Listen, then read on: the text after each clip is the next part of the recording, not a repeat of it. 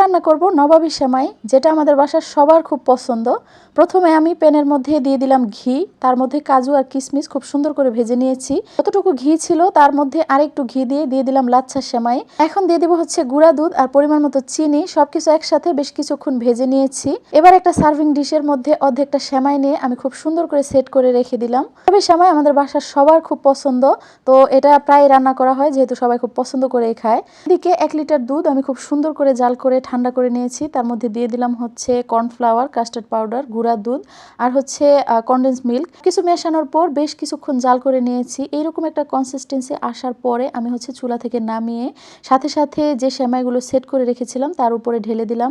আর বাকি যে অর্ধেকটা সেমাই ছিল সেটাও হচ্ছে উপরে খুব সুন্দর করে বিছিয়ে দিলাম। যে কাজু আর কিশমিশগুলো ভেজে রেখেছিলাম সেগুলো উপরে দিয়ে খুব সুন্দর করে ডেকোরেশন করে দিব। তো ভিডিওটি কেমন লাগলো অবশ্যই কমেন্ট করে জানাবেন। ভালো লাগলে একটা লাইক দিয়ে দিবেন। সবাই ভালো থাকবেন। আল্লাহ হাফেজ।